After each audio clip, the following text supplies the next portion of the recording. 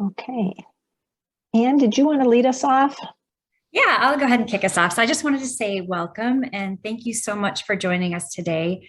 For the folks that don't know me, my name is Ann Larson. I'm the Director of Government Relations for the Department of Enterprise Services. We've hit a major milestone with the release of the draft EIS just a few weeks ago. We've very much appreciated your work supporting us through this body of work over the past few years. Today, we're going to be doing a pretty exciting presentation. We'll be going over some key findings. We also have a ton of information to cover today, so feel free to ask questions. We'll have breaks for that. But I'm going to turn it over to Kerry, but I just want to say we very much appreciate all your help and support. And again, thank you for joining us today. Kerry? Thank you. Hi, everyone. I'm Kerry Martin. I'm the EIS, the project manager for Enterprise Services. Just a reminder that the meeting today is being recorded. So just a reminder of that. I would like to introduce 3 members of our consultant team who will be presenting today. Tessa Gardner-Brown is Senior Environmental Planner with Floyd Snyder and the EIS Project Team Manager. Ray Outlaw is also with Floyd Snyder as a Senior Engagement and Environmental Planner. And we have Carmen Martin with Environmental Science Associates, and she's a Senior Environmental Planner. And I would also like to welcome back Jessie Massengale with Floyd Snyder. She's a principal with Floyd Snyder and has been part of this project for a long time. So welcome back, Jessie.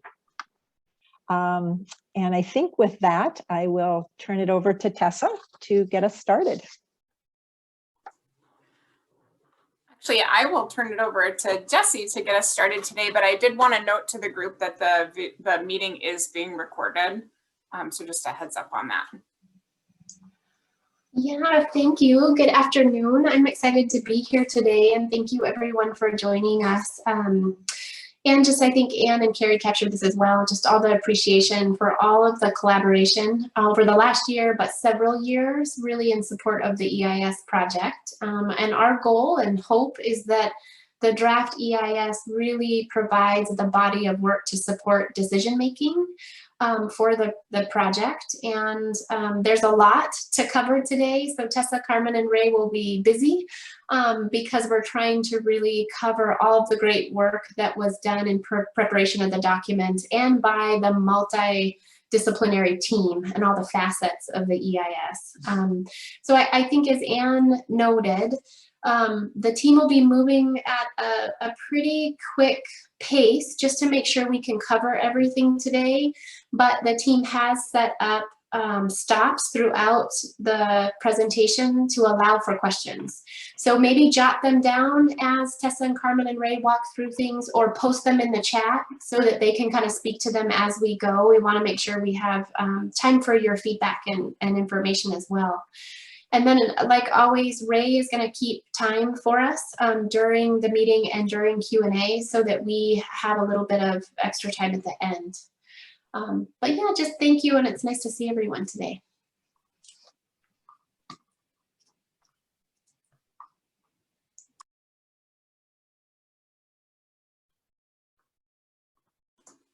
All right, sorry everyone, I'm juggling moving people into the room. I guess I'll jump right in here.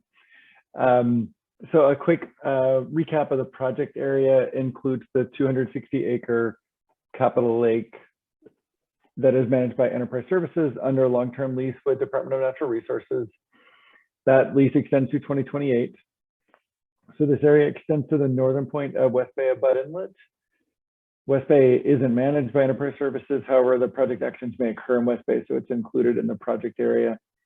The parks and recreation public space adjoining Capitol Lake and within the jurisdiction of Enterprise Services are also included in the project area. And an important note, the project area does not include the Deschutes River south of Tumwater Falls because that area would not be affected by the project. The EIS does recognize, however, that changes upstream could impact the project area in the future given the interconnectedness of the system. And you'll hear us mention the North, Middle, and South Basins. Those are also labeled here, just orienting you to some of the the terminology we'll use today. Excuse me. As many of you likely know, Enterprise Services has been working on the EIS since 2018, that piece of work called Phase 2. But Phase 1 of long-term planning began in 2016. Phase 1 resulted in these shared goals that are established by the stakeholders. These goals are common across all alternatives, so whether you support a lake or an estuary or hybrid, these goals should apply equally across the alternatives and provide for unbiased evaluation of some very different alternatives. You'll note the addition of environmental and economic sustainability, which was added later in the process to be mindful of fiscal responsibilities. And you'll see these topics on the slide become a benchmark for how Enterprise Services ultimately makes a decision.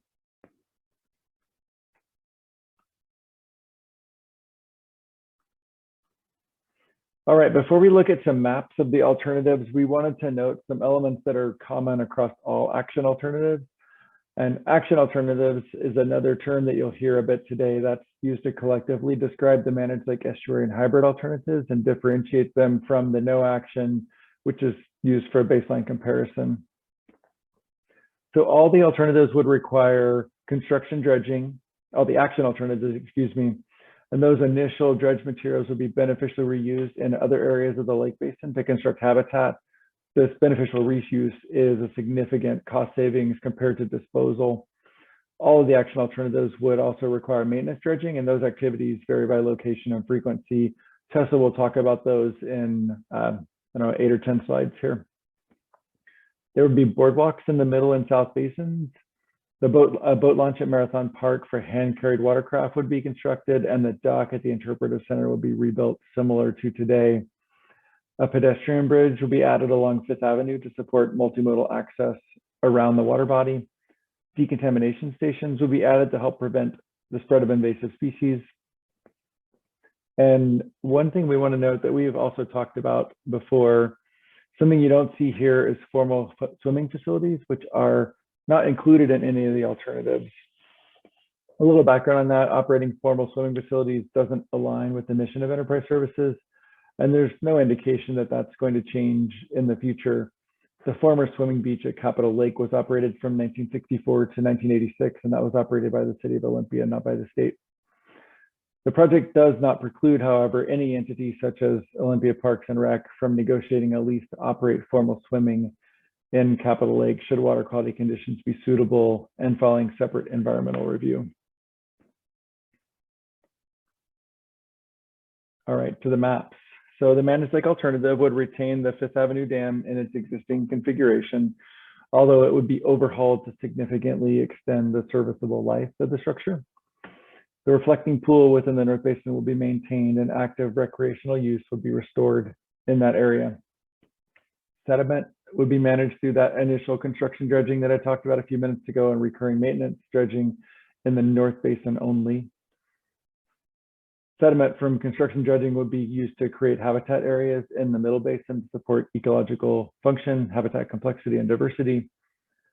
Sediment would continue to accumulate and over time would promote a transition to freshwater wetlands in the South and Middle Basins. The boardwalks, which are these, this is one of the boardwalk examples here in the Middle Basin, another in the South. The Fifth Avenue pedestrian bridge, which you can see this other brown line across the top. And a dock and boat launch would be constructed, as we talked about in that previous slide. Under the estuary alternative, the Fifth Avenue Dam will be removed and an approximately 500-foot wide opening would be established in its place. This would reintroduce tidal hydrology to the Capitol Lake Basin, returning the area to estuarine conditions. Sediment will be managed through initial construction dredging in the Capitol Lake Basin and recurring maintenance dredging within West Bay. And again, Tessa will talk more about that maintenance dredging here in a few slides. The dredge materials from construction would be used to create habitat areas in the Middle and North Basins and to promote ecological diversity, though tide flats would be the predominant habitat type. Boardwalks, the Fifth Avenue pedestrian bridge, dock, and boat launch would all be constructed similar to the previous map. This alternative also includes stabilization along the entire length of the Deschutes Parkway to avoid undercutting or destabilization from the introduction or reintroduction of tidal flows. and existing utilities and other infrastructure will be upgraded and or protected. One more map. The hybrid alternative is similar in many ways to the estuary. It includes removal of the Fifth Avenue Dam, the same 500-foot wide opening, the boardwalks, pedestrian bridge, dock and boat launch, stabilization and upgrade utilities are all essentially the same. Tidal hydrology would be reintroduced to the western portion of the North Basin and to the middle and south basins. Within the North Basin, a curved, approximately 2,600-foot barrier wall with a walkway would be constructed to create a roughly 45-acre saltwater reflecting pool adjacent to Heritage Park. And you can see that, okay, just that wall with the walkway on top, and this is the reflecting pool. A freshwater or groundwater fed reflecting pool was also evaluated and is included in the analysis. Construction and maintenance of the smaller reflecting pool with the addition of restored estuarine conditions is what gives this that hybrid classification. Sediment, again, will be managed through initial construction dredging in the basin and then recurring maintenance dredging within West Bay.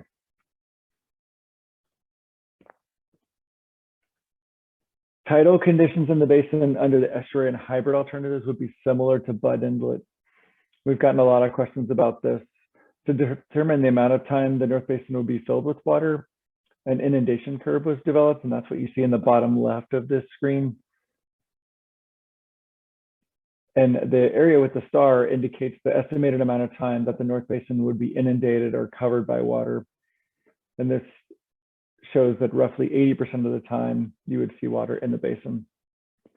The other charts on the right-hand side indicate tidal fluctuations by season with representative winter, summer, and fall days. And what we learned from this, as you would expect, the largest periods of low tide and exposed tide flats to occur during the day in summer and during the night in winter. And my last slide here for a while, the draft EIS contents. I've mostly talked about chapter 2. Tessa and Carmen are going to talk a lot about chapters 3 through 5, excuse me. And then we'll close with a discussion of chapter 7, just to orient you into the topics we're trying to squeeze into 2 hours today. And I will pause there for questions.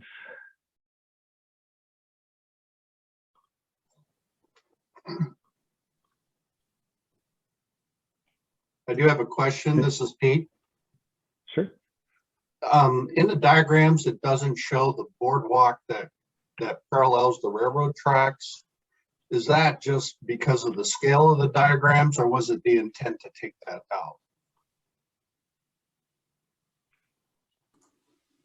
Tessa, you want to take that one? Are you speaking to the existing boardwalk? Yes. Okay.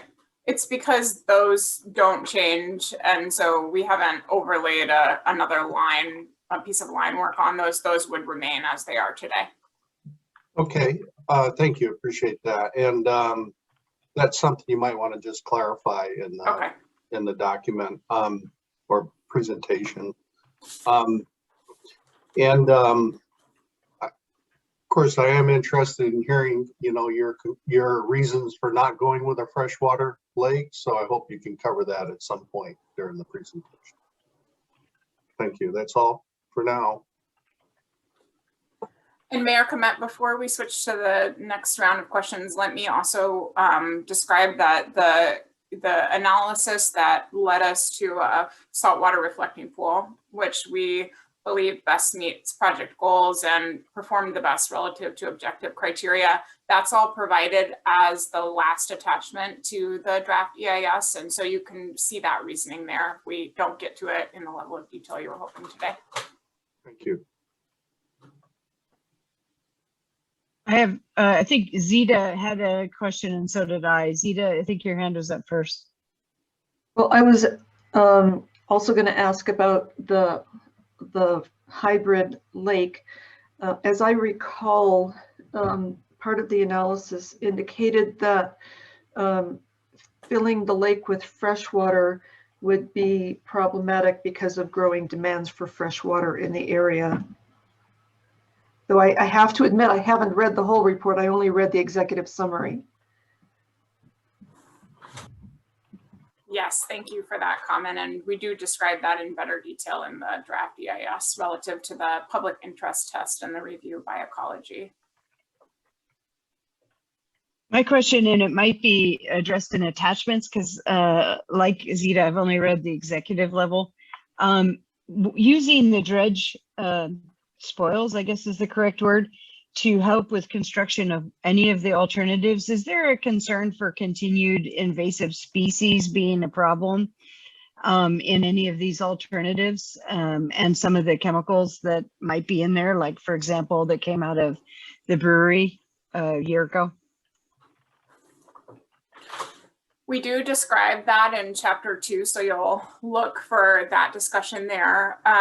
Based on the existing conditions and consultation with the regulatory agencies, we understand that beneficial reuse is allowable for the material that would be dredged during construction, recognizing that there would still be invasive species within those dredged material, but that is why they would be reused within the basin and not reused outside of the basin.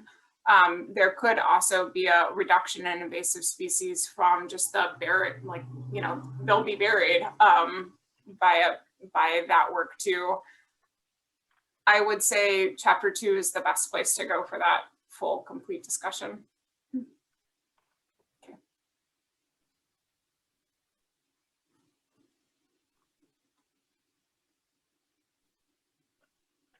Any other questions? If not, Tessa, I think you're up. Okay. All right, so this slide shows a look at the 14 environmental disciplines that we evaluated with the EIS project team for the draft EIS. And Carmen and I will go over each of these. And fair warning that the upcoming slides are dense, and so you're not meant to read everything on the slide, but we really wanted to include the information so that if you were looking at the slide deck before or after, that it could stand up and provide you know, a body of work as well.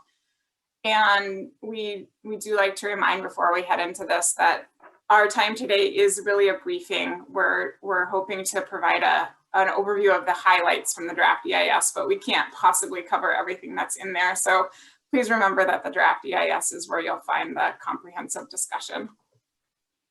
With that, let's get started. Okay, I'll cover 4 disciplines and then we'll stop for questions. The first is hydrodynamics and sediment transport. And for this project, we built a numerical model to compare the project alternatives quantitatively to evaluate maximum water levels and flow velocities, the extent of potential upland flooding, and also sediment transport patterns within the study area. And the work used a state-of-the-art modeling system. And you can see on the screen the data that was used to develop and calibrate the numerical model. The model simulated conditions for each alternative and for 2 types of storm events, a river flood event and a tidal flood. And then it also evaluated those conditions with and without relative sea level rise. And I should note here that the methodology for this work and the findings were reviewed by independent third-party experts. Next slide.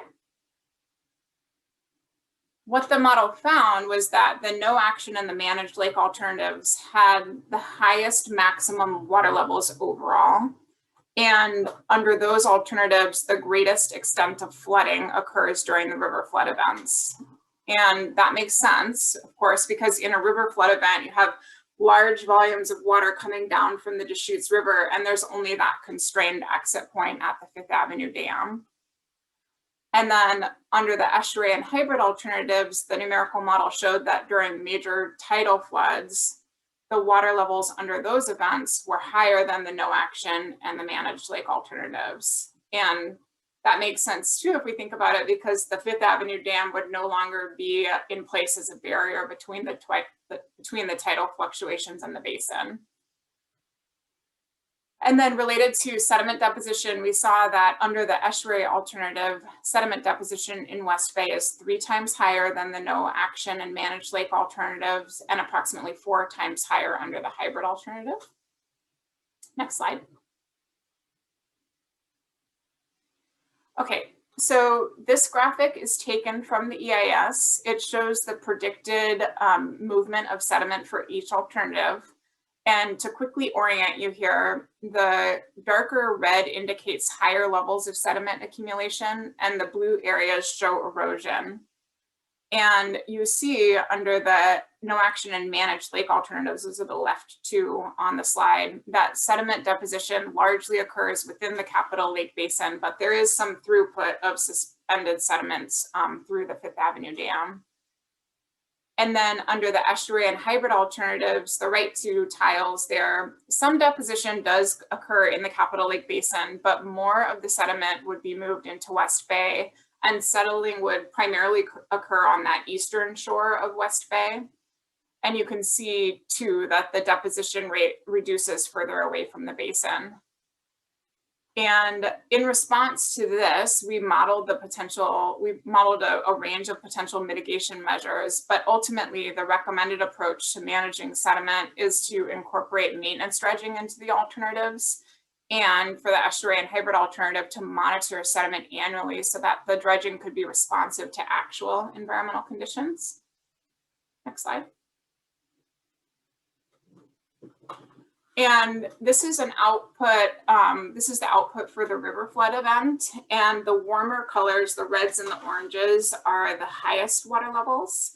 And we think that this graphic does a good job of showing the difference in water levels across the alternatives and the difference in overland flooding, which you can see is most significant under the no action and the managed lake alternatives. And the next slide. This here is an output for the tidal flood events. It's the same scale as the river flood events. So when you're looking in the draft EIS, you can put them side by side for a comparison. And you see here that the estuary and hybrid alternatives have higher water levels, but that the extent of the overland flooding in the downtown and port is similar across all of the alternatives. And this is all explained in more detail in section 4.1 of the EIS. Next slide.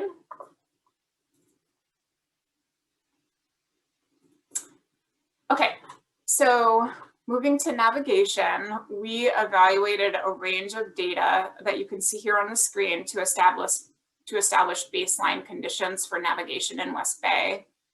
And I'm just going to point out one, and that's one of the key items for the analysis was working with the Corps, the Port of Olympia, and the marinas to understand when maintenance dredging occurs under existing conditions, so that when we look at future conditions, we can have a good understanding of when maintenance dredging should also be triggered. Next slide. So based on the numeric modeling, we were able to predict how much sediment may deposit in the different areas of West Bay under each alternative. And the table shows the projected annual rate of sediment deposition for the areas that are shown in the graphic on the right of the slide. And based on that information and the understanding of existing dredging triggers, we were able to estimate an annual or an average frequency for how often dredging would need to occur to maintain navigation in West Bay. And so the maintenance dredging frequency for the estuary alternative is estimated at approximately 6 years and at approximately 5 years for the hybrid alternative. And I should note that the colored areas are where the dredging would occur, but under each dredge event, the dredging would rotate. We're not expected to dredge the whole thing every time. And that rotation or that dredging schedule is described in more detail in section 4.2 of the EIS. Next slide. So the draft EIS does describe that there would be potentially significant impacts to navigation in West Bay under the estuary and hybrid alternatives, but this is the big but, that those impacts can be mitigated to less than significant levels with the recurring maintenance dredging and the combined annual sediment monitoring. And that sediment monitoring would really be what ensures the dredging program is adaptable and responsive and is happening when it's needed to minimize impacts. And you would look to section 4.2 for a better description of the navigation analysis. Okay. So for water quality, this is where we're moving at that quick pace here. To start the analysis, we looked at a decade's worth of data. Thurston County had collected data in Capitol Lake from 2004 to 2014, and all of that data was available to us. And so we used that data to understand water quality trends and existing conditions. And we also used data that the EIS project team collected in 2019, and we're collecting again in this year, to verify the trends that we had observed in the 2004 to 2014 data set. And then after that trend analysis and verification, we looked at Capitol Lake relative to state water quality standards and in comparison to other lakes in the region. And we did that same thing for Butt Inlet. So we looked at a broad data set, evaluated trends within the available data, and then compared it to water quality standards and other inlets in Puget Sound. And you can find that analysis in section 3.3 of the draft EIS. Okay, so there's some good news related to water quality, and that's that based on the data, we see that water quality in Capitol Lake is relatively good. There are only occasional exceedances of state water quality standards, and that's primarily related to summertime violations of temperature and dissolved oxygen standards. And aesthetic standards, which are narrative standards, are violated by that community of aquatic plants that we see out there. And so that vegetation would need to be managed under the managed lake alternative. For Butt Inlet, the water quality data does show that dissolved oxygen concentrations are low and that they do violate state water quality standards seasonally. And we put this figure on the slide here from Department of Ecology that shows that low dissolved oxygen concentrations are typical of inlets in Puget Sound. Next slide. Okay. So how would water quality change as a result of the project? Water quality is expected to improve under all of the long-term management alternatives, but there would still be seasonal and occasional violations of water quality standards under all of the alternatives. For the managed lake, there would be seasonal exceedances of dissolved oxygen, temperature, like we described, pH2, and then frequent violations of total dissolved gas, which is common of a lake environment. The analysis found that there would be no change to the impact on dissolved oxygen levels in Butt Inlet. And if the managed lake was selected as the preferred alternative, enterprise services could evaluate whether the pulsed nature of discharge through the dam could be modified, and doing that could potentially minimize the impact on dissolved oxygen concentrations in Butt Inlet. Next slide. So for the estuary and hybrid alternative, there is expected to be an improvement in dissolved oxygen concentrations in Butt Inlet relative to existing conditions. And the analysis predicts that those improvements would be minor to moderate.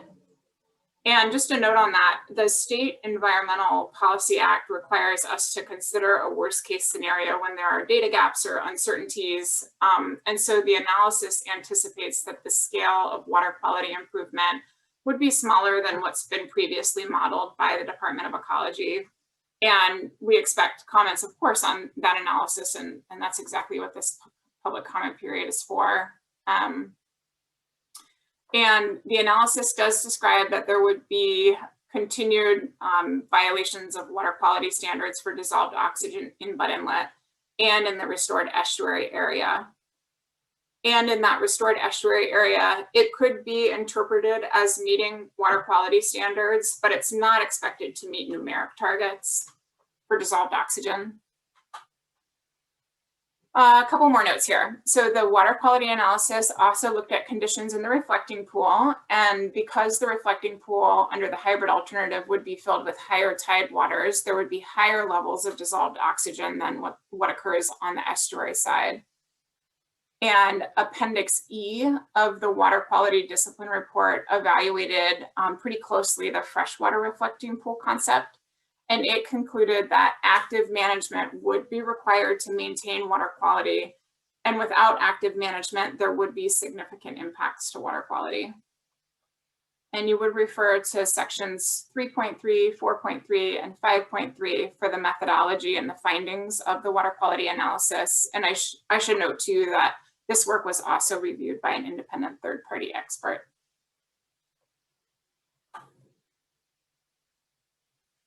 Okay, last discipline, and then we'll stop for questions. So moving over to aquatic invasive species, there are 15 aquatic invasive species documented in Capitol Lake, including the invasive New Zealand mud snail that closed Capitol Lake in 2009. And the EIS summary focuses on the 4 invasive species in Capitol Lake that are considered high priority by the Washington Department of Fish and Wildlife. And those include New Zealand mud snail, purple loosestrife, Eurasian water milfoil, and nutria. And you would refer to the Aquatic Invasive Species Discipline Report for detail on all of the other invasive species that you see on the slide here. And so to establish a baseline understanding for aquatic invasive species, we evaluated past surveys, management plans, and we also conducted a pretty extensive literature review. Next slide. A key finding of the analysis was that the New Zealand mud snail is not expected to be eradicated under any of the project alternatives. And so that means in order to meet the goal of restoring restoration, there has to be measures in place to avoid or reduce the spread. And so under all of the action alternatives, decontamination stations would be installed at the entry and exit points into the water body. And you can see an example of the decon station in the photo in this slide. It's showing a trailer mounted hot water pressure washer, and that's often what they look like. And those have proven effective in preventing the spread of invasive species in other locations throughout the region. And so in addition to decon stations, all of the alternatives would include an adaptive management plan with measures like ongoing monitoring of the project area or evaluating potential chemical treatments for the New Zealand mud snail. And it would also comply with specific requirements from the resource agencies. And all of that is described in more detail in section 4.4 of the draft EIS. Okay, so for the findings, the EIS found that the managed lake alternative populations and densities of aquatic invasive species overall would be pretty similar to existing conditions. And relative to the New Zealand mud snail, the density of the New Zealand mud snail would be the greatest under the managed lake alternative because it thrives in fresh water. Whereas under the estuary and hybrid alternatives, the distribution would be wider because the New Zealand mud snail may establish in Bud Inlet.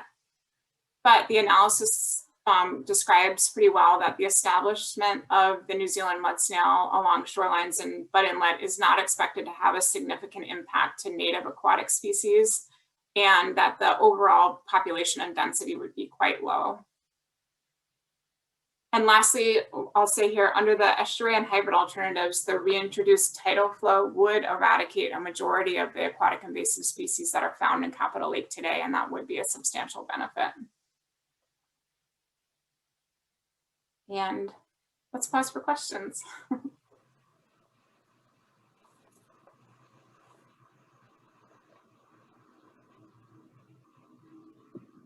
Commissioner Zita?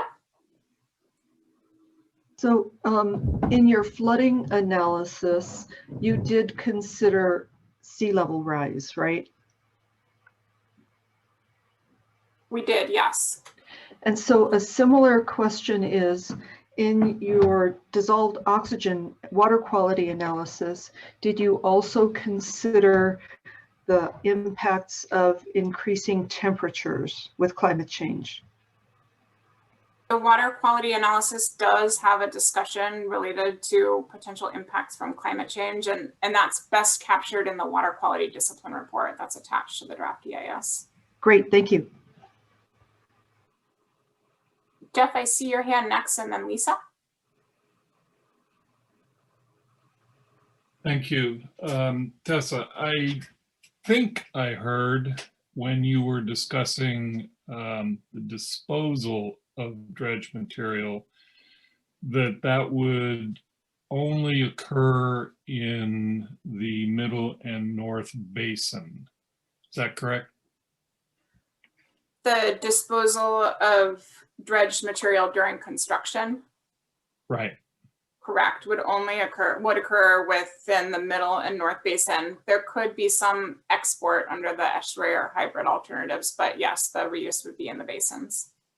So you did not consider any reuse along the shoreline of West Bay, and your sediment modeling only considered the status quo condition of the West Bay shoreline? The modeling did assume the status quo condition of West Bay, correct? And we did not assume placement of the material dredged during construction outside of the basin based on conversations that we'd had with the technical work group and resource agencies. Well, there may be opportunity there, but Sure. that's Definitely. not a question, so thanks.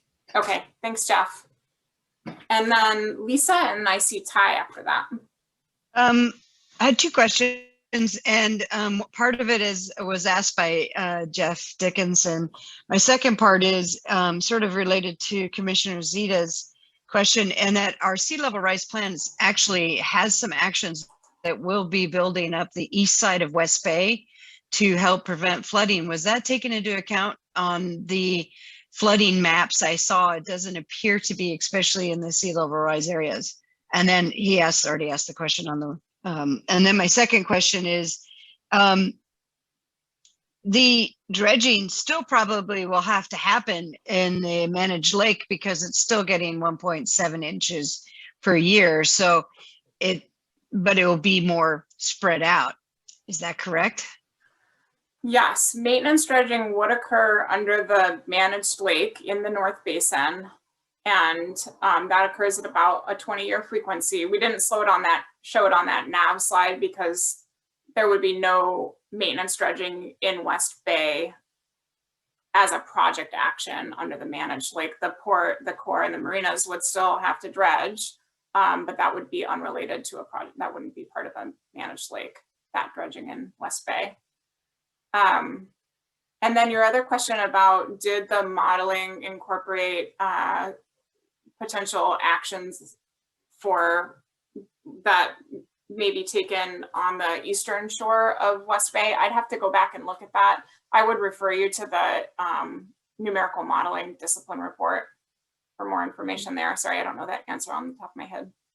That's I believe the answer to that is no. It didn't include measures that would happen in West Bay or the berm that would be constructed in Heritage Park. It wasn't incorporated into the modeling.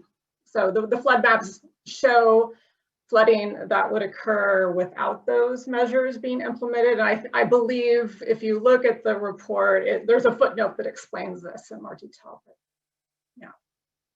Thank you. And I'll end with a statement that I'm hearing out there in the community that the managed lake we won't need to dredge the West Bay. Well, that's technically not true. So I'm just worrying about our communication of what actually is going to be occurring in West Bay over the next 50 years. That's helpful to understand. Thank you. Commissioner Menser? My questions were about dredging, and you think you guys basically covered it. Your question is about dredging. I missed the last part. I said Lisa and question and your answer basically Okay. covered my questions about dredging. Okay, great. Thank you. And Mayor Comet? Thank you. Did you model the idea of a jetty sort of being constructed out partially into the West Bay area to try to push that sediment away from the marinas and avoid the frequent dredging that would be needed there? We did. And that's described in the section 4.1 of the draft EIS and also in the hydrodynamic and sediment transport discipline report. And then, but it sounds like you concluded that that's not feasible or not appropriate or something? We did conclude that after reviewing all of the potential mitigation measures that could be constructed, that the most effective for ensuring continued navigation in West Bay is maintenance dredging and annual sediment monitoring. And there's a pretty thorough discussion of that in those two areas of the report. When I was reading some of that information, it looked to me like when you were estimating dredge volumes, you were actually showing that amounts that were greater than the deposition rate for some of the alternatives. Am I reading that correctly? I'd have to go back and look. I don't think that's the case, but I don't want to misspeak. So we can get back to you on that, Mayor Clement. Yeah, it just, I think it was in the cost estimate that it looked, and it may be simply that the sediments are being repositioned and so that results in increased maintenance costs. I don't know. So it just looked a little odd to me there. Could you explain why you think there's a difference between your conclusions regarding the impact of removing the dam on the water quality in Butt Inlet versus some of the earlier ecology work? Sure, I can speak to that initially.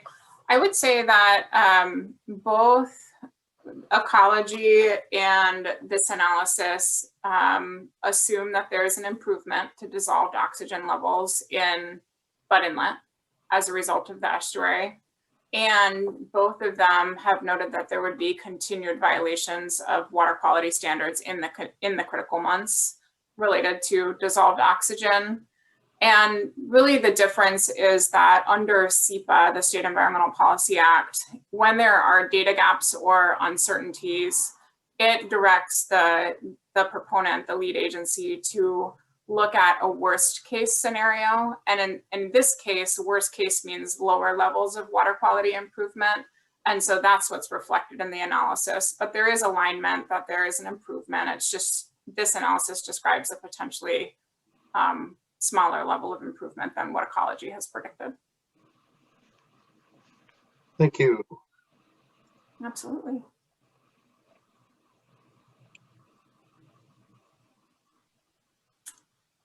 Should I turn this over to Carmen? I just had a comment that might address part of Mayor Comet's question about the amount of dredge material. I'm sure you are aware, Mayor Comet, that there are 2 stages to the dredging. And there's a lot of material that will be removed in the initial dredge, the construction period, and then the maintenance dredge will be closer. The maintenance dredges will take care of the newly deposited material. That's right. Thanks, Commissioner Zita.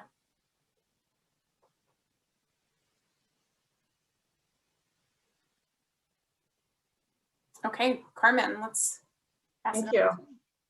I have a lot of slides to get through, so I'm going to move at a pretty fast clip. Apologize for that. So for fish and wildlife, the analysis considered both long-term adverse impacts and beneficial effects based on expected changes in ecological functions. The data used for the analysis included peer-reviewed literature and other documents identified as best available science during the earlier phase 1 planning process across a number of data categories listed here. The analysis focused on fish species groups and wildlife indicator species with special consideration to listed species and species of cultural and tribal value, such as Chinook and other salmon. Next slide. First, as described in the EIS, there are no naturally producing native populations of Chinook, steelhead, or bull trout within the Deschutes River, because Tumwater Falls is a natural fish barrier. Non-hatchery origin salmon may enter the basin, but the majority of the salmon in the basin are thought to be hatchery origin. The EIS found that the continued configuration as a lake under the no action and managed lake would limit the ability of the habitat to provide the full suite of ecological functions required to fully sustain populations of salmon. Conversely, these alternatives would maintain the freshwater lake, which is an important feeding area for local bats. Under the estuarine hybrid, the conversion of freshwater lake to an estuary would reestablish a natural gradient of freshwater to saltwater, and the EIS describes that this would improve the fitness of outmigrating juvenile salmon and would benefit many of the species of importance to local area tribes. The analysis also recognizes that due to historic declines, estuary habitat is a scarce and valued habitat in the region as compared to deep water freshwater habitats, which remain relatively abundant. Next slide. So the EIS determined that active lake management under the managed lake would have some minor benefits to fish and other aquatic species, although fish use would remain similar to what's there now. Under the estuarine hybrid, the EIS found that conversion of a freshwater lake to a tidally influenced estuary would substantially benefit salmon and other marine species by improving migration conditions and by providing more productive and better rearing habitat. Benefits would be somewhat muted under the hybrid alternative, but still substantial. The EIS determined that the loss of freshwater habitat under the estuarine hybrid would be a significant impact on freshwater fish and on bats that use Capitol Lake for foraging. These are unavoidable impacts for which no feasible mitigation was identified. This and other information can be found in more detail in section 4.5 of the EIS. Next slide. The wetlands analysis considered the long-term or the permanent loss or change in wetland habitat or functions. In order to compare existing wetland conditions against expected changes brought about by the alternatives, the data sources listed here were used to estimate the presence, extent, and type of wetlands in the study area. It's important to point out that this was a planning level analysis, so wetlands were not delineated, rated, surveyed, or sampled for the EIS. Wetland delineation would occur during final design and permitting of the selected alternative. The analysis considered three broad groups: vegetated wetlands, deep water habitats, and tide flats. And by using these broad groups, it helped us to characterize the important freshwater and estuarine habitats present in the Capitol Lake Basin and in West Bay of Bed Inlet. Next slide. So under the managed lake, there would be a transition from deep water habitat to vegetated freshwater wetlands in the middle and south basins, which would provide a minor gain in wetland function. Under the estuarine hybrid, reestablishing tidal influence would convert the lake to an estuarine system. The EIS describes that estuarine marsh and tide flats are highly valued habitats in the region and found that reestablishing estuarine habitat would be a substantial beneficial effect. Under all action alternatives, habitat areas would be constructed using dredged spoils from initial dredging to create greater habitat complexity. The EIS describes that the design and ongoing management of these habitat areas would prioritize development of vegetated wetlands and would be guided by a habitat enhancement plan. And you can find additional information on this in section 4.6 of the EIS. Potential odor impacts were assessed in response to comments received during the EIS scoping period concerning the creation of tide flats under the estuarine hybrid. The EIS describes how odors produced by tide flats have not been studied in depth in the literature. And because there's little reliable quantitative data on tide flat odors, the analysis qualitatively describes potential impacts in terms of odor characteristics commonly used in odor assessments, these being frequency, intensity, duration, and offensiveness. Potential air quality impacts were assessed by calculating total emissions of criteria air pollutants, focusing on dredging activity, which will produce the most equipment emissions. The greenhouse gas calculation considered the entire lifetime of the project and includes the construction and subsequent maintenance dredging. These total emissions were annualized over the project time horizon. In addition, the EIS considered the qualitative differences in carbon sequestration potential of the alternatives. Next slide. So odor perception is highly variable, which makes an impact determination subjective. But the EIS did find indicators that there may be a tolerance for natural estuary odors. This was based on a lack of odor complaints during the most recent drawdowns of the lake and a lack of odor complaints at nearby estuaries, coupled with the presence of vibrant waterfront activity. in consideration of the variable frequency and duration, the EIS found that odor impacts from the estuary and hybrid alternatives would be less than significant. At the same time, the EIS acknowledges that odor influences people differently, and for a certain portion of the population, any change in odor would be objectionable.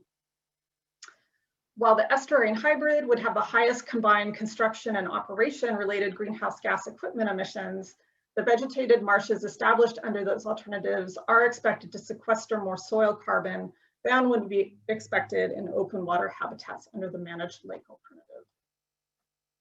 And additional information on air quality and odor is in section 4.7 of the EIS. Land and shoreline use impacts were assessed by examining any direct changes to land use and compatibility of the alternatives with adopted plans. Recreational impacts were assessed by considering whether recreational opportunities would be improved, impeded, or remain unaffected by each alternative. In addition to the data sources listed here, the analysis considered input from the Community Sounding Board and work groups, as well as from an on-site park user survey completed in the summer of 2019. Next slide. From the recreational survey, many people indicated they would use the area more if uses like boating, fishing, swimming, and wading were restored. In terms of how the alternatives would restore such uses, all alternatives would restore non-motorized boating and include a new boat launch and a rebuilt fishing dock at the interpretive center. And this, of course, is possible due to improved water quality, invasive species, and sediment management that would occur under all action alternatives. There would be some qualitative differences in how people would experience boating. Under the managed lake, boating would be possible during all daytime park hours, and the estuary and hybrid portions of Cavell Lake Basin would become tide flats and would not be accessible by boats during low tides. This would mostly be in the middle and south basins. While formal public swimming field facilities are not included as part of any of the action alternatives, the EIS recognizes that swimming facilities could be established in the future, as Ray described earlier. Next slide. For all action alternatives, increased opportunities for community use was found to result in substantial beneficial effects. The EIS acknowledges that implementing the project is the only way to reintroduce in-water recreational uses. Increased flooding is expected under all alternatives and could impact adjacent land uses and low-lying parks. These impacts would be potentially significant under the no action and managed lake alternative, but could be mitigated with changes to the berm design and Heritage Park included in the Olympia Sea Level Rise Response Plan. Under all action alternatives, uses would generally be consistent with plans and policies for the affected jurisdictions. Under the estuary and hybrid, there would be a need for some strip acquisition of land associated with 2 private parcels along the Deschutes Parkway realignment, and enterprise services would work with those affected property owners to provide compensation in accordance with applicable laws. Next slide.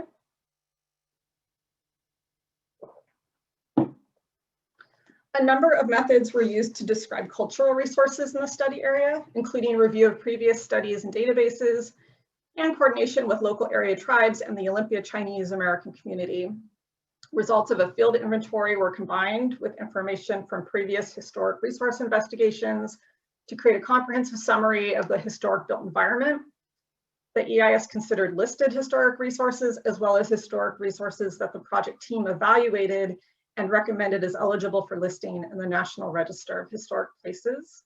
Notably, the evaluation recommended a potential new historic district, the Deschutes Basin project, which encompasses Capitol Lake and several individual resources as well that are listed in the table here. Next slide.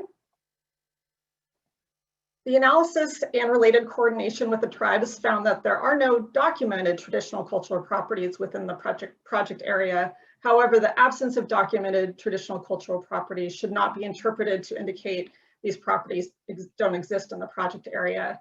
The nature and location of traditional cultural properties are unique to tribes and are often confidential within tribes. The EIS found that tribal values would continue to be adversely impacted under the no action and managed lake alternatives by the continued loss of connection to the natural environment and disruption of natural ecosystems. The project would be subject to consultation under Section 106 of the National Historic Preservation Act. Mitigation for adverse effects on historic properties would be identified through consultation with the federal lead agency, which in this case would be the Corps of Engineers, affected tribes, and the State Department of Archaeology and Historic Preservation. Formal eligibility determinations, intensive level surveys, and additional measures would be undertaken as part of that future process. One more slide and then we break for questions. In terms of impacts to archaeological resources, the EIS found no clear differentiation and impacts among the action alternatives. In terms of historic built environment resources, there would be greater potential for impacts under the estuarine hybrid because a number of potentially eligible historic resources would be affected. Of note, if the recommended Deschutes Basin Project Historic District is determined eligible for listing, removing the Fifth Avenue Dam and elimination of the reflecting pool would permanently diminish the integrity of that resource's essential physical features, which would be a significant impact. Conversely, it's recognized that removing the dam would reestablish pre-Deschutes Basin Project tidelands and estuary functions associated with earlier use patterns of the estuary. Under the hybrid, the EIS found that the barrier wall for the reflecting pool would mitigate impacts on historic resources related to the Fifth Ave Dam removal to less than significant levels. And there's a lot more information in section 4.9 of the EIS and the Cultural Resource Discipline Report that's attached to the EIS. With that, we break for questions.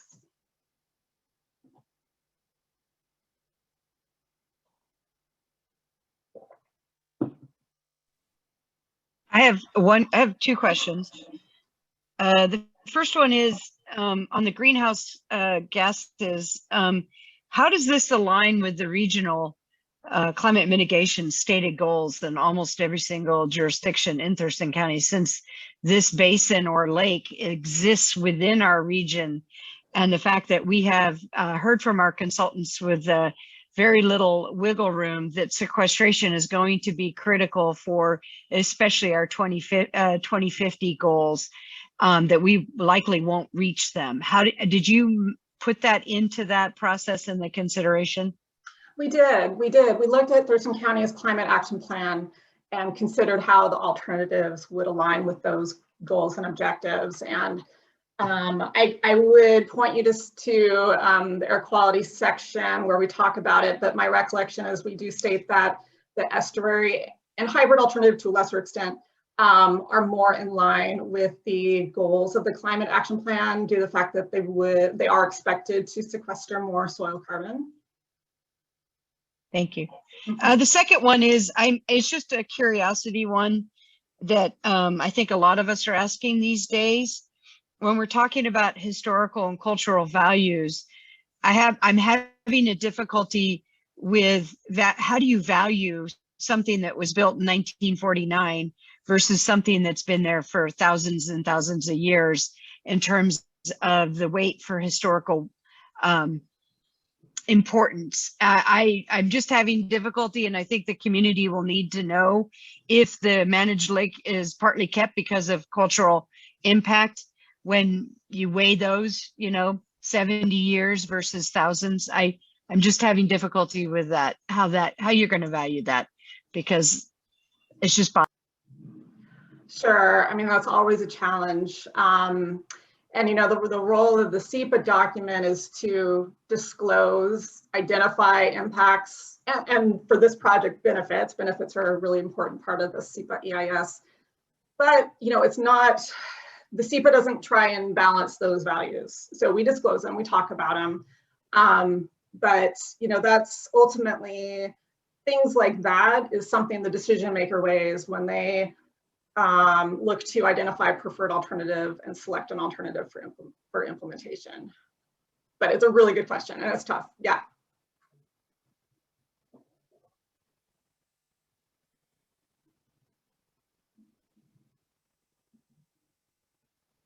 So I heard you regarding fish and wildlife, and specifically salmonids. I heard you characterizing the history of the basin and the nature of the runs.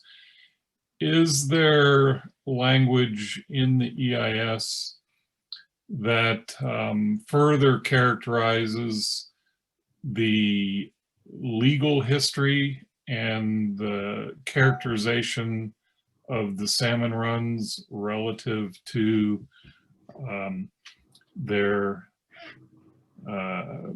status, if you will, as far as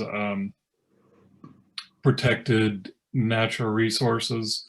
I ask this because some people tend to think in terms of hatchery fish or introduced runs are not the same as native runs in terms of the law. And I'm just wondering how that aspect is characterized in the EIS. We did not get into a legal analysis on the EIS. So, and we do talk about, we do talk about the fact that, salmon in the basin are largely hatchery origin, but of course, there are likely wild native salmon that enter the basin and that move up Percival Creek. So yeah, I'm not sure I'm answering your question very well, but I can say we did not do a legal analysis in the EIS.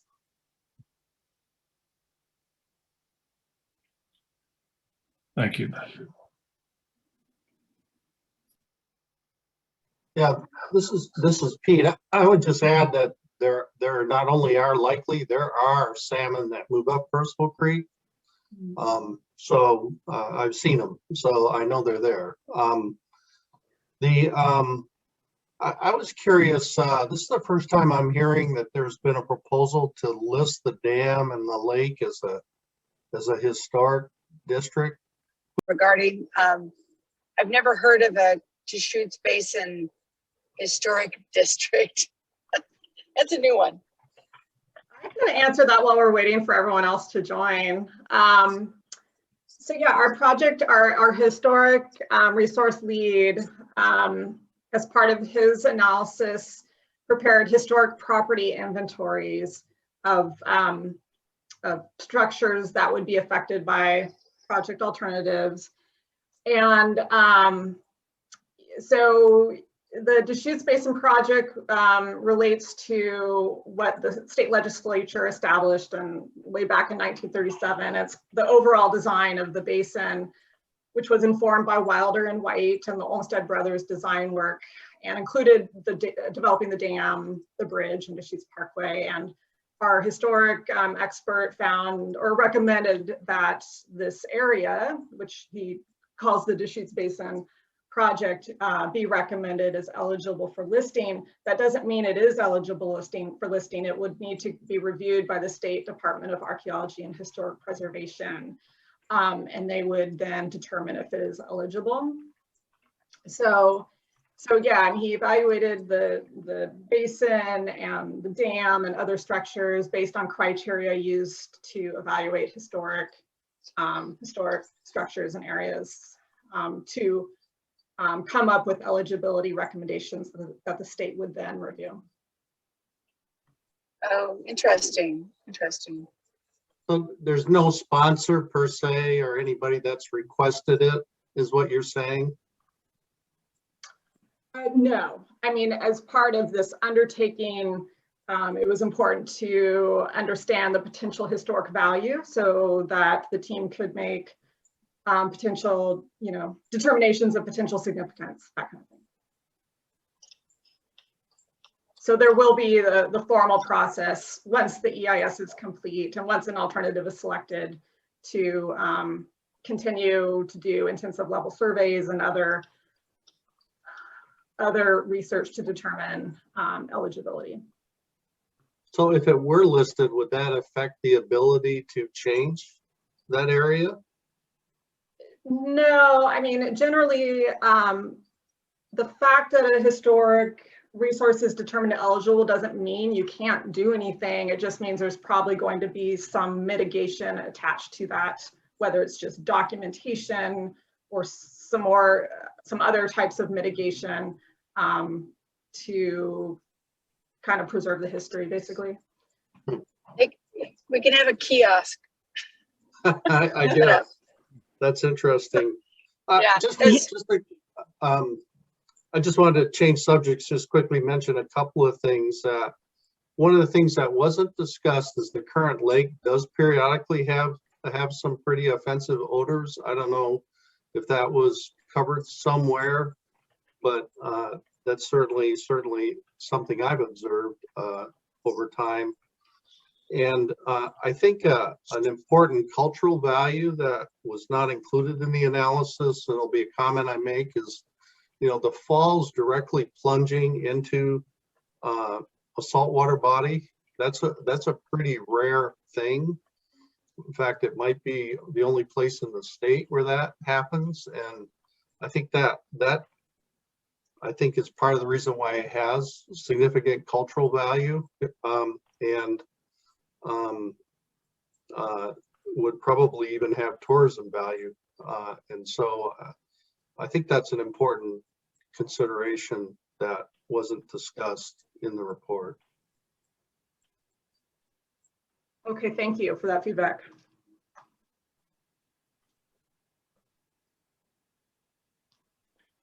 Carmen, I see one more question, Lisa, I think, and then we probably ought to move on just in the interest of time.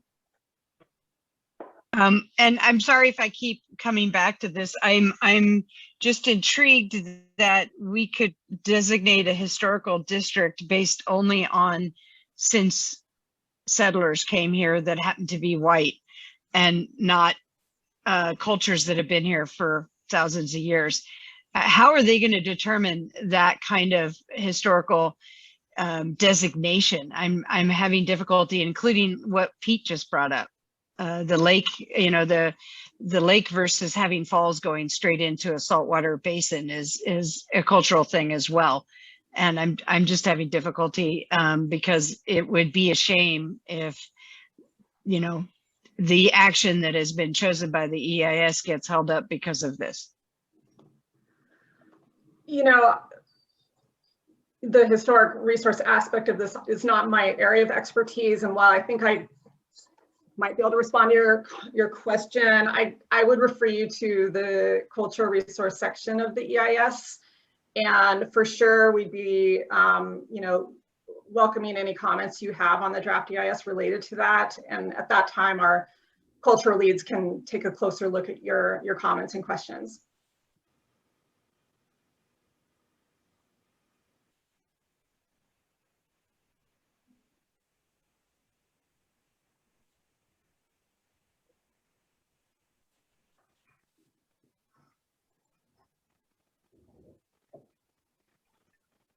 Carmen, I'm seeing Commissioner Menser's hand up.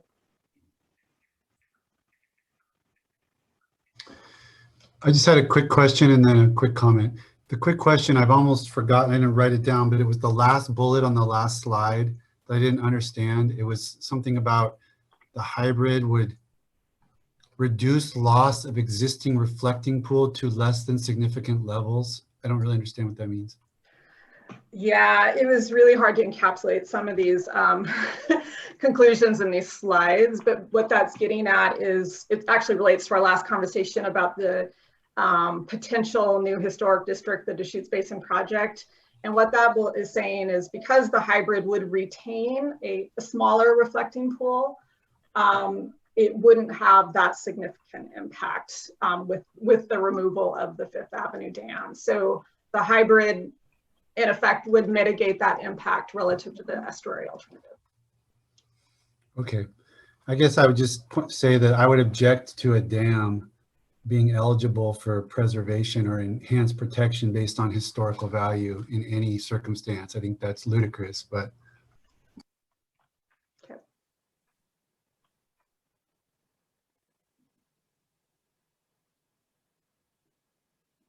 Any others before we move on?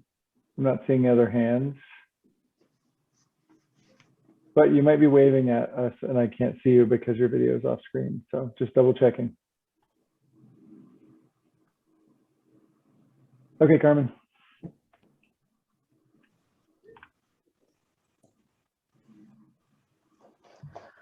Oh, for a second I forgot I was still going with this. Okay. All right, visual resources. Visual impacts were assessed in terms of the key factors that are commonly used in visual assessments. These are spatial dominance, scale and contrast, and compatibility. In terms of compatibility, the analysis recognized that a visual element may change substantially as a result of the project, but remain compatible with its surroundings. The analysis considered the landscape and its uniqueness and agency policies related to the visual landscape, mainly Enterprise Services Master Plan for the Capital Campus and policies adopted by the cities of Olympia and Tumwater. 4 key viewpoints were selected for preparing visual simulations of what the basin could look like under the alternatives.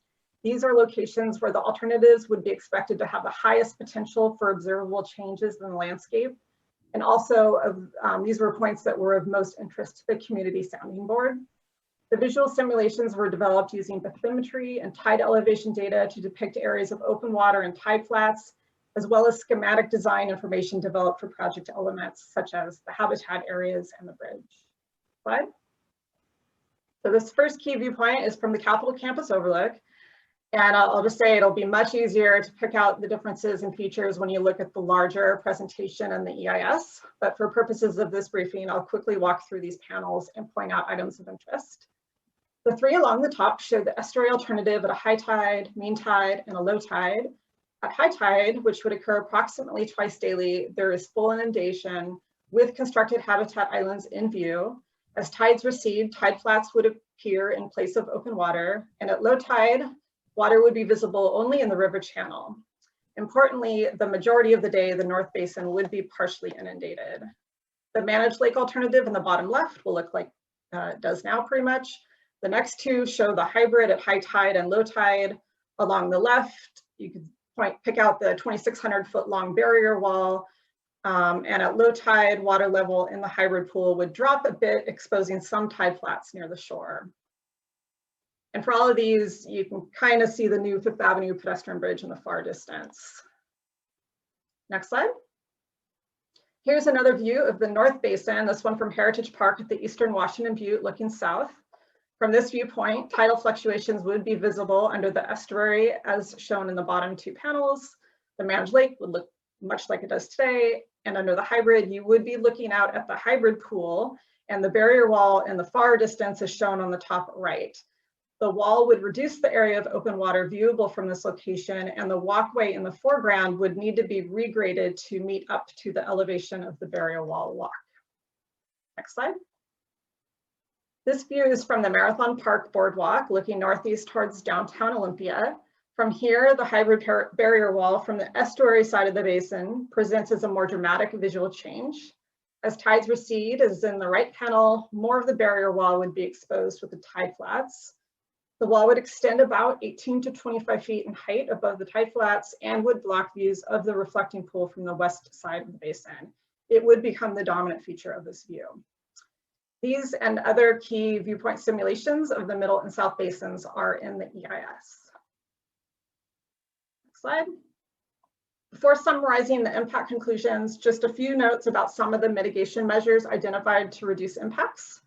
For all of the alternatives, design of habitat areas and shoreline plannings could include the establishment of view corridors where the landscape design allows for long vistas. For the managed lake, maintenance dredging could be scheduled to minimize impacts on views from Marathon Park during the summer season. For the estuary and hybrid alternatives, a view corridor could be established from the realigned section of Deschutes Parkway and 4th Avenue to maximize travelers' views towards the water. And the hybrid barrier wall could have a textured concrete surface to improve the appearance of the structure, especially from the estuary side of the wall where more of the wall would be exposed. Next slide. So for the managed lake, the EIS found that there would be some loss of views of open water from new habitat areas in the middle basin, but the nature of this change would be compatible with the setting and impacts were found to be less than significant. Under the estuary and hybrid, the EIS found that views would change substantially from those under the no action due to tidal fluctuation and water levels that would expose tide flats. Despite these changes, the impacts were determined to be less than significant given that the landscape would remain visually unified and harmonious with its setting among parks and a scenic drive. However, under the hybrid, the EIS found that the barrier wall would not be harmonious with or contribute to a unified landscape, particularly is viewed from Deschutes Parkway and Marathon Park. The impacts on views could be reduced with mitigation, but the EIS found that they would remain significant. This and other information can be found in section 4.10 of the EIS.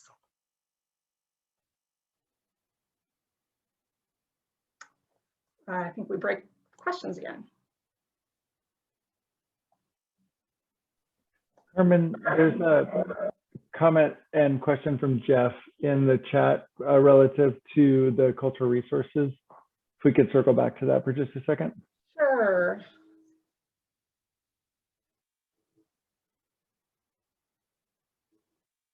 Okay. Trying to understand the question.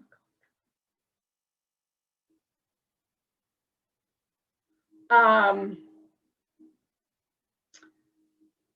not sure I completely understand the question, and I would just suggest that you submit a comment on the draft EIS related to that we could take a closer look at.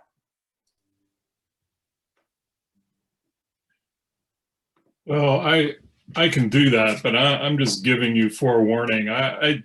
My reaction to that is that it's entirely inappropriate for the consultant to be going down the path of triggering a historic district designation review where there's not one. It seems like an advocacy that isn't appropriate in the preparation of an EIS.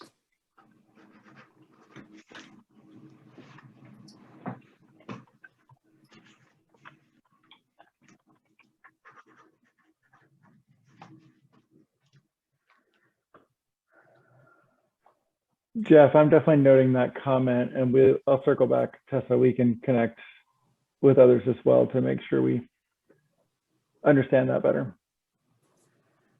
Yeah, I will comment too to say I'm disturbed. We will definitely circle back to this comment, and we'll talk to our other project team members. I will note it's pretty common to evaluate potential historic areas based on historic criteria established with the National Register of Historic Places. So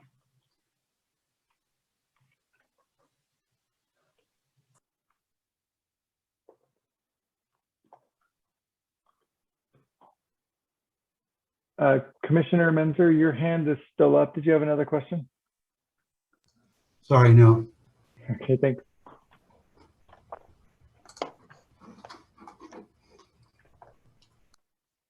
This is Pete. I do have a couple of questions, primarily on the visual representation. I don't know if it was intentional or not, but my understanding of the sort of the mini lake, the hybrid alternative, is to create this reflecting pool. But you've essentially put in both the estuary and of course the estuary alternative as well. The idea is that the North Basin sort of is a reflecting pool, similar to what is already out there. But yet you put your island right in the spot where that reflection occurs. So it's just kind of an awkward location for that island. The other thing I would note is that the visual representation shows trees growing on these islands. And if it is indeed a saltwater environment, I think it's unlikely trees are going to be able to grow there.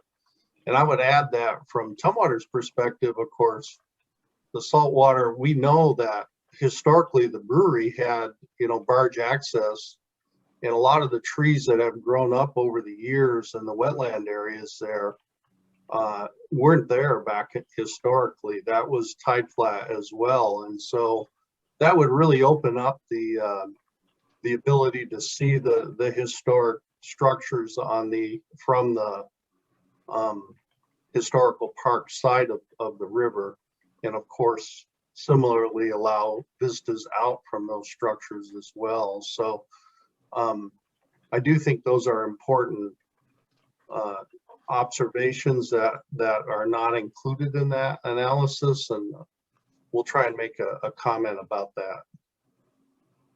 Okay, good. Appreciate that. Thank you.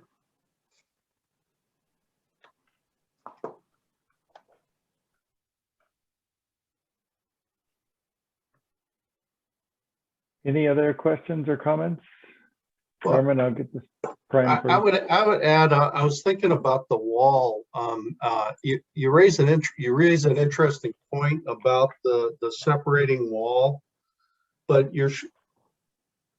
doesn't that depend on the height of the wall? It seems like if you only make the wall at just barely above the current lake height, then you don't end up with that visual impedance that you're showing. Is there a reason why you made it a little bit higher? Is that for flood protection purposes? Is that what you're doing there, or what drove that design to make that pretty significant wall?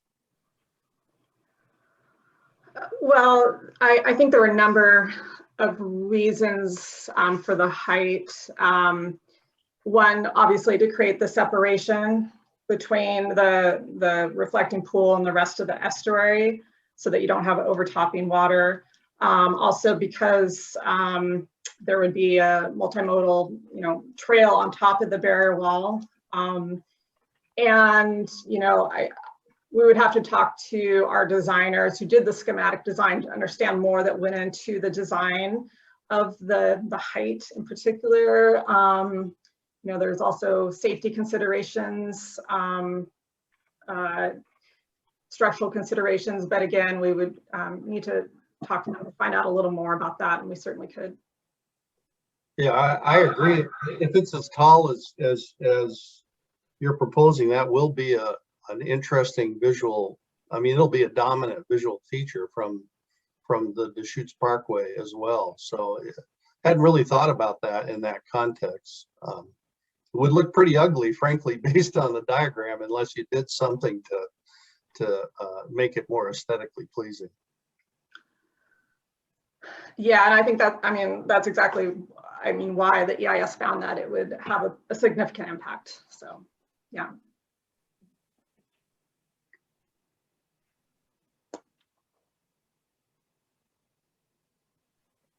All right, should I move on? Sounds good. Thanks, Carmen. So environmental health primarily addressed sediment quality, but also considered potential public health risks associated with estuaries that were brought up by members of the public during EIS scoping, such as exposure to mosquitoes and hazards associated with tide flats. Sediment quality data collected by the EIS project team in Capitol Lake, and those data publicly available in West Bay, were compared against regulatory criteria to determine if the sediment poses a risk to human health and the environment. Next slide. So the analysis found that sediment quality in Capitol Lake is generally good, with the exception of high sulfides, which may be toxic to benthic organisms. Under the estuarine hybrid, minor to substantial beneficial effects on sediment quality are expected in some areas of West Bay, with the cleaner sediment that would be moving down the system and would be deposited in the bay. Numerical modeling shows that there would not be a net upstream movement of sediments from Bud Inlet under the estuarine hybrid alternatives, so there'd be no significant change in sediment quality in the Capitol Lake Basin following dam removal. The analysis found that any changes in the availability of habitat conducive to mosquito breeding from any of the alternatives is expected to result in little to no change in exposure to mosquito or vector populations.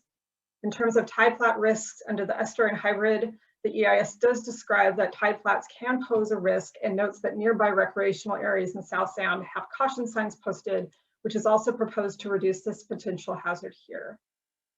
This and other information can be found in section 4.11 of the EIS. Next slide. For transportation, most impacts will occur during construction. The primary operational impact would be for maintenance dredging, and the analysis considered if there would be a decrease in roadway capacity through lane or street closures, or an increase in traffic delay due to traffic associated with that dredging. Potential transportation benefits were also considered. Next slide. For all action alternatives, provision of a new Fifth Avenue pedestrian bridge would support and improve pedestrian and bicycle travel and is considered a substantial transportation benefit. Under the estuarine hybrid, replacement of the vehicular Fifth Avenue bridge is considered to provide a substantial transportation benefit because it would extend the design life of a major element of the City of Olympia's transportation network. And for all action alternatives, the primary long-term impact would result from hauling dredged material. Next slide. During the times that dredged material is being hauled, the EIS found that it is likely that traffic at some intersections would degrade to level of service F. There may be an opportunity to transport some material by rail, which could reduce impacts somewhat. The feasibility of rail transport on surface to minimize impacts on surface streets will depend on equipment availability, land storage, and final destination. For the estuarine hybrid, this is a potentially avoidable impact if the dredged material is transported from the site by barge. Next slide. The Public Services and Utilities analysis took into account the potential for the alternatives to interrupt or create increased demand for utilities or service providers, potential impacts on utilities, from flooding and extreme tide impacts, including from sea level rise, were considered. The analysis also describes the potential impacts to lot and other dischargers under the alternatives. And this is because water quality in the Capitol Lake Basin has regulatory implications to utilities that discharge to Bud Inlet. Next slide. Under the no action and managed lake, the predicted maximum flood levels could potentially affect stormwater and other utility infrastructure if not mitigated. The EIS notes that this could be mitigated with changes to the berm design in Heritage Park included in the Olympia Sea Level Rise Response Plan. The no action and managed lake would retain Capitol Lake in its current configuration. If ecology requires lot and other dischargers to implement additional measures to treat and improve water discharges, the most stringent targets would be expected under these alternatives, and this would be a significant impact. Under the estuarine hybrid, long-term impacts would mostly be associated with restoring tidal hydrology, which would introduce saltwater into locations where utility infrastructure would be vulnerable to corrosion. Design measures are included to replace existing metal outfalls, but other low-lying utilities would remain vulnerable. This could result in potentially significant impacts. So mitigation is included to monitor and replace these low-lying utilities. Additional information on public services and utilities can be found in section 4.13. Next slide. The economics assessment looked at the long-term economic impacts and potential benefits related to the four primary topics: downstream economic activity, downtown development, demand for and value of recreation, and demand for and value of ecosystem services. The assessment related to these four topics require different methods, which is reflected in the different types of data that was gathered and listed here. Key informant interviews with planners and other officials, as well as developers and real estate experts, were an important data source for identifying potential impacts. And let me note briefly here that the methodology and findings of this work were reviewed by independent third-party experts. Next slide. The EIS found that all action alternatives are likely to produce benefits for downtown development, assuming they are implemented in a way that is attractive and accessible. The managed lake alternative would represent the least amount of visual change compared to current conditions and is unlikely to increase uncertainty among potential investors about future conditions. The estuary alternative would have the most visual and environmental changes. These changes have the potential to create uncertainty, at least initially, among investors, developers, and residents.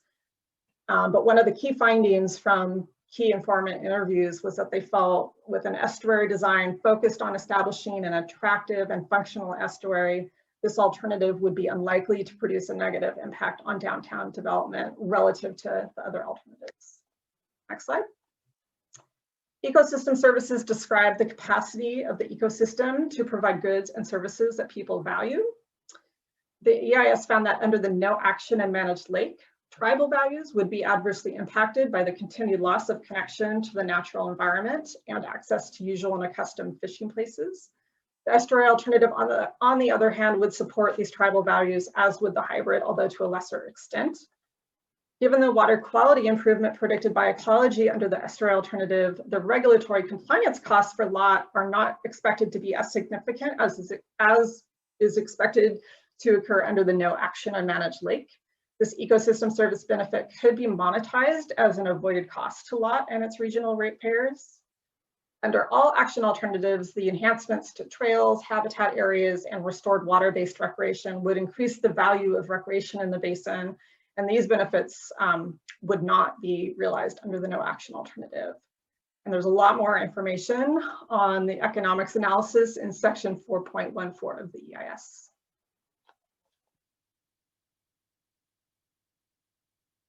Questions?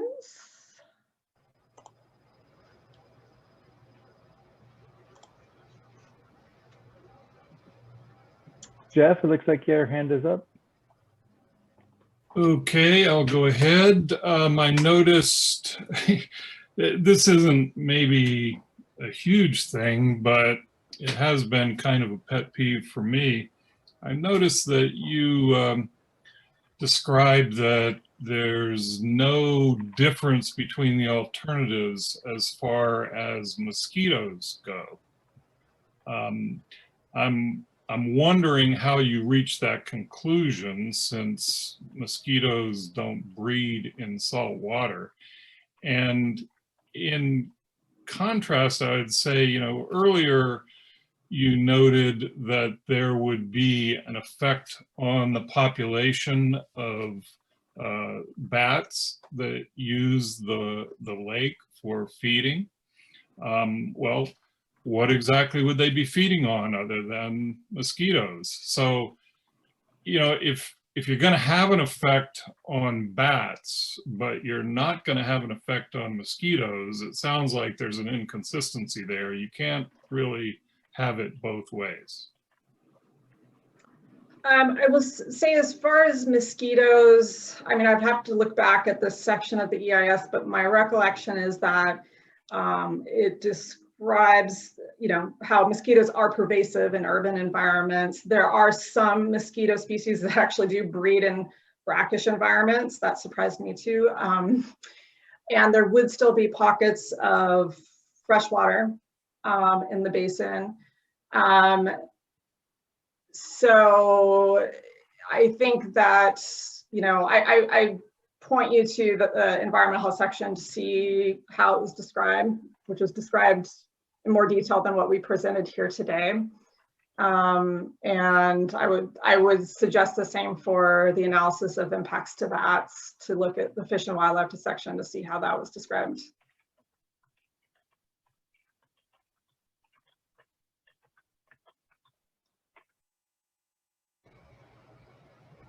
I have a question, and I'm coming from Lot's viewpoint, and the impact financially should be at least noted, because Lot's already at 2 to 3 times lower standards than any other discharge into Puget Sound. And while only 20% of Bud Inlet is actually coming from the northern Puget Sound, that means 80%. I think it should be highlighted at a much higher level economically, because if our standards go even lower, I'm not sure that how far Lot can go and still discharge. And the impact of that is not in the hundreds of millions, it's in the billions of dollars. It's $3 to $4 billion to have a community like ours make alternatives to discharge our water treatment. And so I'm hazarding to guess that that's not valued well enough. And the fact that we're already at the lower end of our ability to put out clean water, it's probably cleaner than what's coming out of the lake right now. So I just would like to see a little more emphasis put on that. Okay, thank you for your feedback. And for sure, we welcome Lot's comments on the draft EIS with those kind of specific details. Yeah.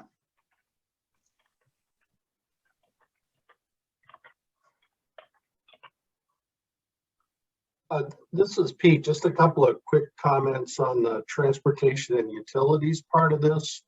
The regional trails plan provides provides for a trail across the South Basin, connecting the Olympia Woodland Trail with the Tumwater Deschutes Valley Trail, which, by the way, is now completed through at least part of the Tumwater Falls Park area. And I realize it's not part of the proposal, but it does seem to should be mentioned at least in the report, if not as a project that someone else will be doing eventually. It's an important trail connection. It also should be able to provide access to the south and east side of the South Basin, which would of course provide for recreational opportunities as well as the ability to better patrol those areas than currently exists. So I just put that out there as something that I was surprised wasn't even mentioned in the report.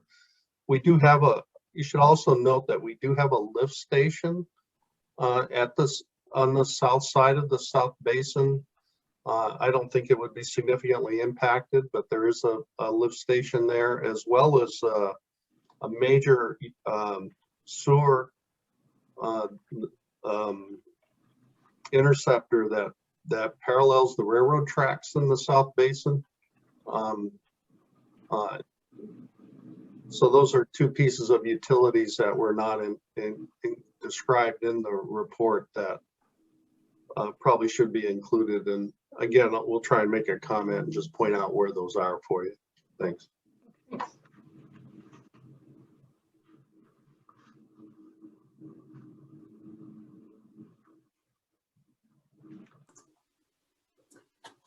Okay, I think this means that we head over into a couple brief slides on construction. And before we do that, I just wanted to note that we are seeing some good questions in the chat. And our intention is to take that back to our technical leads and make sure we get a response out to this group. And so just know that we do have our eyes on that and we're tracking those. And let me now switch into construction. We'll move through these slides pretty quickly so we can make sure we have time for the rest of them. What we want to describe here is that Chapter 2 includes a discussion on the potential construction approach for the action alternatives. And it also includes schedule projections for construction, which you can see here on the slide. And many of the construction elements for all of the alternatives, like the construction dredging and the habitat area construction that they all have, would occur from the water, which means there would be construction activity and presence within the middle and north basins for the months where in-water work was allowed, and that the equipment would likely remain there on those off months as well. And relative to work in the uplands, the primary construction staging area would occur in Marathon Park, and the majority of Marathon Park would be closed for several years to support that construction staging. The last notable item on this slide is that under all action alternatives, there would be a closure of the Fifth Avenue Bridge. And that closure for the managed lake is estimated at about 7 weeks and at about 4.5 years for the estuary and hybrid alternatives. Next slide. So Ray described at the beginning of the presentation that many of the construction activities are similar across the alternatives. And what that means is that many of the construction impacts are also similar. And you'll see that described in that way in Chapter 5. Again, Chapter 5 is the chapter that focuses on potential impacts from construction. And you'll see that the analyses found that significant impacts in large part can be avoided with implementation of standard best management practices. There would only be potential significant impacts during construction to the 5 environmental disciplines that you see on this slide. And I'll just hit on those with the unavoidable significant impacts. To start with land use, shorelines, and recreation, there would be an unavoidable significant impact because of the closure of Marathon Park for 4 to 8 years and also the noise associated with construction. Both of those things could affect recreation in the project area. And then similarly, visual resources would be impacted by the presence of construction over several years, though the analysis says, and I always like to note that some people may find that pretty interesting. And then one of the most significant impacts from construction is associated with that temporary closure of the Fifth Avenue Bridge, and the traffic impacts and potential detours during that closure are described in more detail, good detail, in section 5.12 of the draft EIS. Next slide. So chapter 5 includes all of the potential mitigation measures that could be considered to reduce impacts from construction. And this slide just discusses the potential mitigation related to the significant impacts that we just discussed. And so for land use, shorelines, and recreation, the standard best management practices that are typically implemented could reduce the impacts from construction to recreation. And the analysis suggests that enterprise services could consider constructing that Fifth Avenue pedestrian bridge before they work or close Fifth Avenue to avoid closure of the trail loop. And then for visual resources during construction, the footprint in Marathon Park and in the Middle and North Basins could be minimized when there are periods of no active construction. And after construction, the areas that had been disturbed could be planted as soon as possible to restore the area to pre-construction conditions. And then last on this slide, let me just note that for transportation, a construction traffic management plan would be developed and implemented, and that would include things like detour routes, specific haul routes, and other measures like time of day restrictions for contractor movement or construction traffic to minimize impacts to surface streets. And we have a quick break for questions on this, and then we'll move into planning level costs.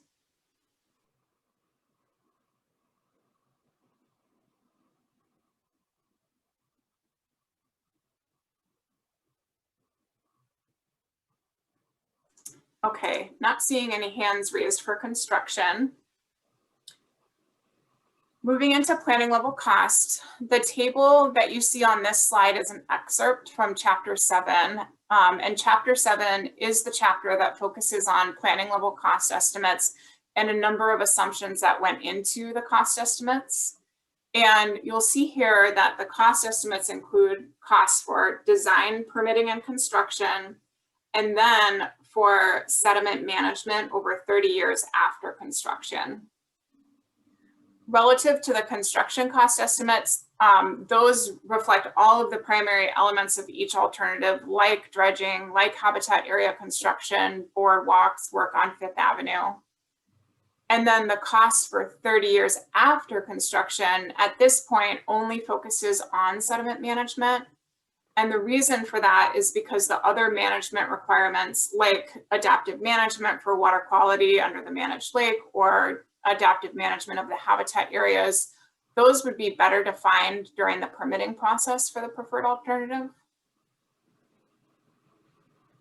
The planning level costs that you see here are based on conceptual design. They reflect an accuracy variation of -35 to -25 to +35%. And we developed them based on standards established by the Association for the Advancement of Cost Engineering. You'll see that there are 3 other columns outside of the costs included in this table, and that's to note some other important items associated with the cost estimates. First, chapter 7 includes recommendations from the Funding and Governance Work Group around a potential allocation for construction and long-term management costs, and those are noted in this table as well. The table also notes potential impacts if there's a lapse in funding after construction. And then that final column has potentially significant additional costs not associated with construction or long-term maintenance. The last thing to note here is that chapter 7, we really recommend a full read of that chapter. It's less than 15 pages, and we think that is the best opportunity to have a working understanding of the cost estimates that we're showing here. With that, let me pause for questions.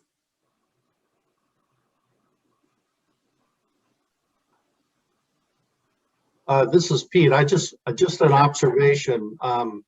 First of all, if we don't have a chance to say it, I just want to say what an incredible document, an amazing analysis of a wide range of topics. Good work overall. I mean, we're really picking at the edges here from what I can see. Thank you. But the cost thing, I think the big thing and the cost thing that concerns me is that you have tried to reduce the cost of some of the alternatives by essentially moving the sediment around within the basin.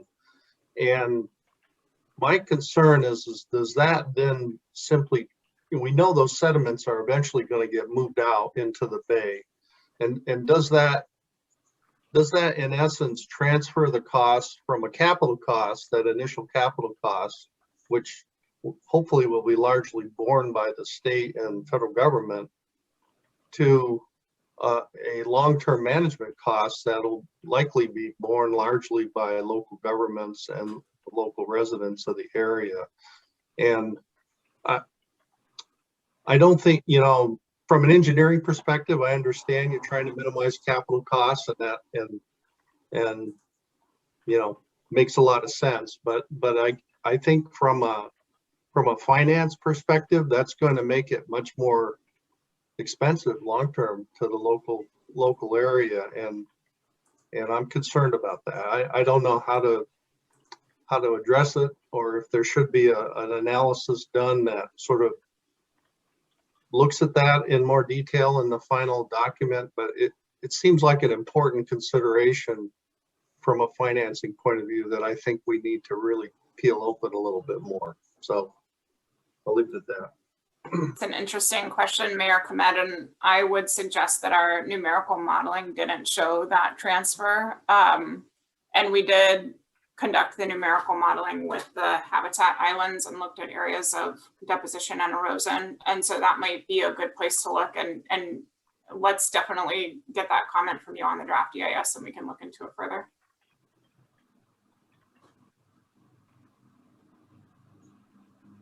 So if I'm reading this right, Tessa, Zita here, it looks like the most expensive long-term dredging costs for the estuary is still less than the cheapest option for the managed lake. Is that right? That's right, based on our existing assumptions and analysis, yes. And if I recall, there are also federal funds potentially available for the long-term maintenance dredging. That's also what we understand, yes. Thank you.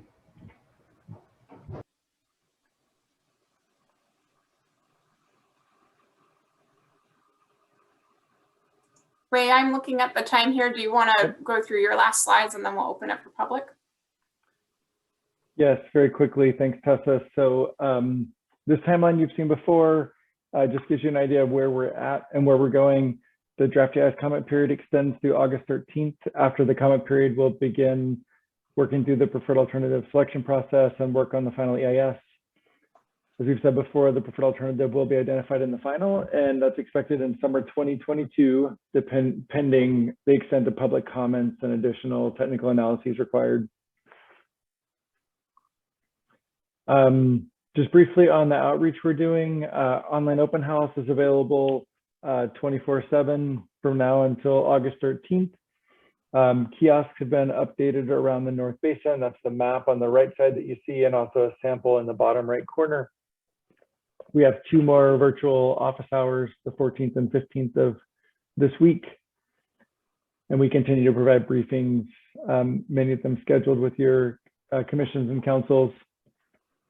Comments are welcome online, email, mail, also at a public hearing on July 27th. For those in the audience that might want to speak at that, be sure to register so we can make sure we make time for everyone. We already have and anticipate we'll receive a number of comments. And specifically on the back of your agenda are some guidelines for commenting. It talks about the specifics of the address, the email address, et cetera, where to send them. and the types of topics to be included.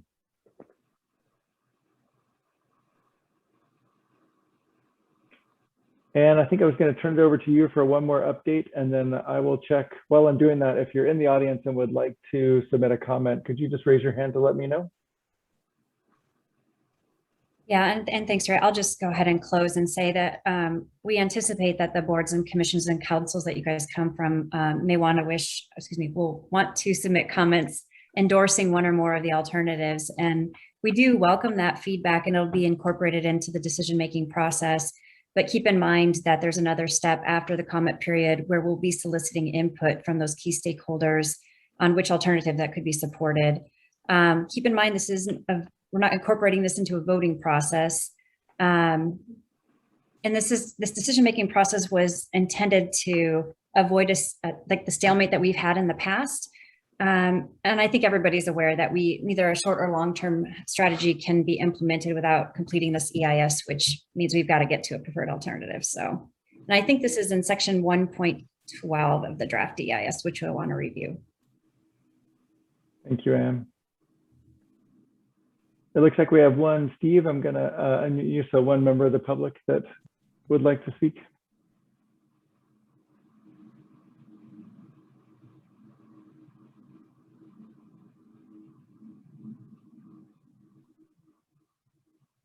Steve, you with us?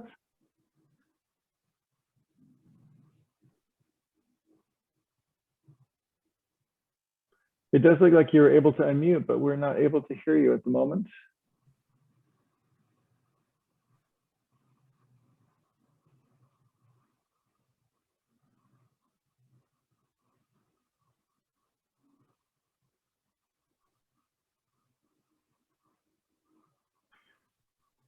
Steve, I'm sorry, we're not able to hear you. I'm assuming you can hear me.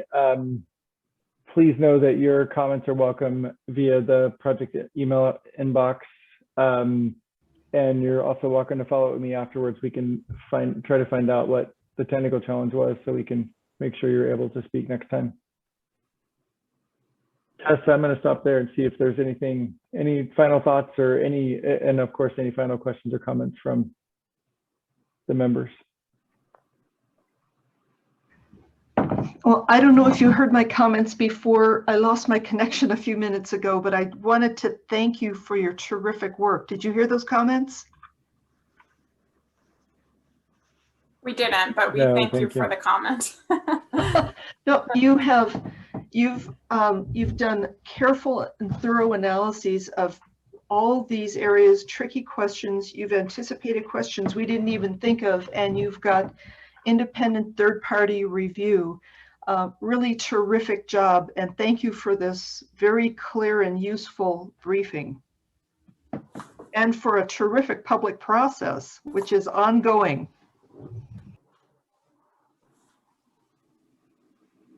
Thank you for that. We appreciate hearing that. Lisa, I see your hand up there. Yeah, I want to echo, well, Mayor Pete Commett and Commissioner Zita. I've read through this. I have a lot more reading to do because this is a lot of work. This is really well done. And I agree with Mayor Commett. We've been picking at the edges, but and I appreciate you listening to us and this hard work. And wow, way to go. A lot of people weren't sure we'd get here in this community. So nice work. Can you buckle up? Can one of you buckle up? What's the quickest way out of here to go back? Well, thank you all for your time today. And again, sincere apologies for the technical difficulties. That was such a bummer that we had it in the meeting where we were so excited to share our findings. I'm glad we got through everything. Thank you for sticking with us and being with us in this process. And Kerry, is there anything you wanted to say to close us out? No, just thanks to everyone. We appreciate your listening today, and we appreciate all the comments you're working on. So thank you. Yeah, thanks everyone.